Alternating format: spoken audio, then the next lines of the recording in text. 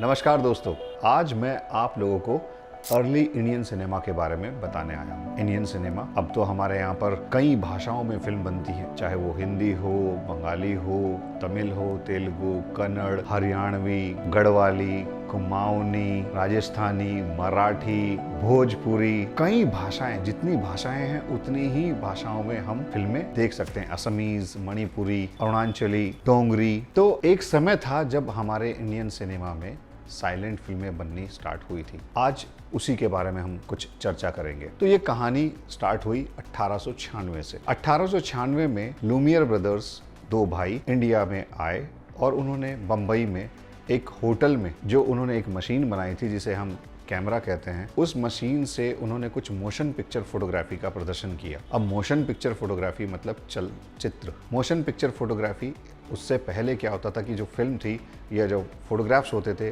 वो still photographs हुआ करते थे। ये पहली बार हो रहा था कि मोशन पिक्चर फोटोग्राफी प्रेजेंट की जा रही थी। लोगों में उत्सुकता थी उसे देखने की, देखें तो क्या क्या है। तो उसमें जो उन्होंने फिल्म दिखाई वो कुछ ऐसी थी।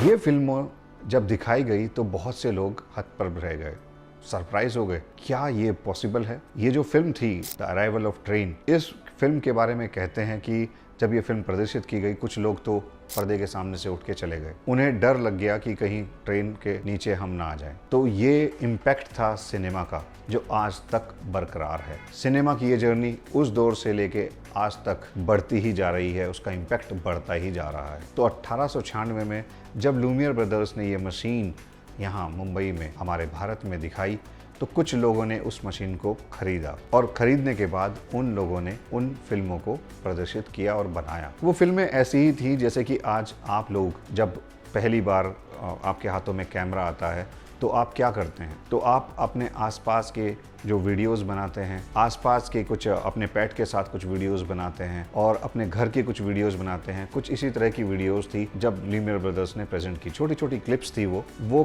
क्लिप्स उन्होंने दिखाई थी, पर उसे देखकर कुछ लोग बहुत ही ज़्यादा उत्साहित थे इस बिजनेस में आने के लिए। उनमें से एक थे दादा साहब फाल्के। दादा साहब फाल्के का नाम आप सभी लोगों ने सुना होगा। हमारे देश की पहली फिल्म राजा हरिश्चंद्र, मैं उसे पहली फिल्म ना कहकर पहली फीचर फिल्म कहूँगा, क्योंकि पहली फिल्म थी श्री पुंडलिक। वो एक शॉर्ट फिल्म थी जो कि एक इंग्लिश फिल्म के साथ प्रदर्शित की गई थी बॉम्बे के एक होटल में। श्री पुंडलिक जो है एक शॉर्ट फिल्म होने की वजह से पहली शॉर्ट फिल्म कही जाती है और राजा हरिश्चंद्र जो है वो एक पूरी फीचर लेंथ फिल्म कही जाती है। हालांकि जो यूट्यूब पे अवेलेबल है वो अब 15 से 16 मिनट की अवेलेबल है, क्योंकि उस आर्काइव्स ऑफ इंडिया में जब आग लगी तो वो हमारा पहली फिल्म और आला मारा का जो प्रिंट था वो जलकर खाक हो गया, वो हमारे साथ नहीं है। राजा हरिश्चंद्र ने इसके बाद यही नहीं रुके, उन्होंने कई फिल्में बनाई।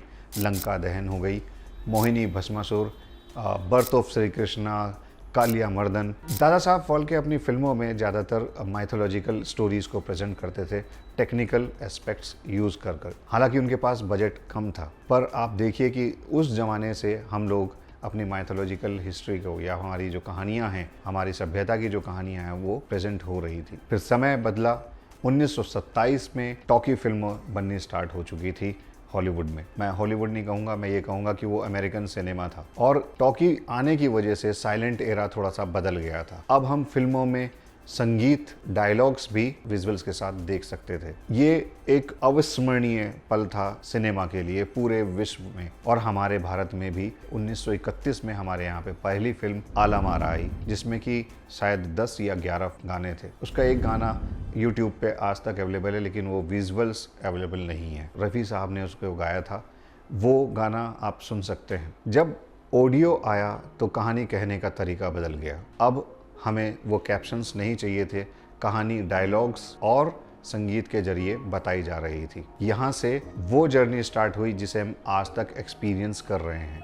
आप जब सिनेमा में जाते हैं ऑडियो विजुअल मीडियम का मजा लेते हैं। बेहतरीन साउंड, बेहतरीन पिक्चर क्वालिटी पे निरंतर काम हो रहा है और निरंतर काम होता रहेगा। अब हम घरों में भी 5.1, 7.1 ऑडियो सिस्टम्स लगाकर अपने घरों में अच्छी स्क्रीन लगाकर हम सिनेमा का मज़ा लेते हैं। अर्ली इंडियन सिनेमा के बाद हमारा दूसरा फेज स्टार्ट होता है, जिसे कि हम golden era of Indian cinema कहते हैं। उसके साथ मैं आपसे कुछ दिनों बाद मिलने वाला हूँ। तब तक आप हमारे साथ जुड़े रहें, अपनी फिल्में बनाते रहें और हमारे इस चैनल को लाइक, सब्सक्राइब और शेयर करते रहें। आपके मन में कोई भी सवाल हो फिल्म मेकिंग से रिलेटेड, हिस्ट्री ऑफ सिनेमा से रिलेटेड या एक्टिंग से रिलेटेड, क्रिएटिव फील्ड में आप सिनेमा से रिलेटेड हमसे सवाल पूछना चाहते हैं, आप हमसे पूछ सकते हैं, हम आपका जवाब जरूर देंगे। और यदि अगर आप कोई कोर्स करना चाहते हैं तो आप लिंक में जाकर हमारे काउंसलर से बात कर सकते हैं। आपसे तुरंत मुलाकात करूंगा, तब तक अपना ख्याल रखिएगा।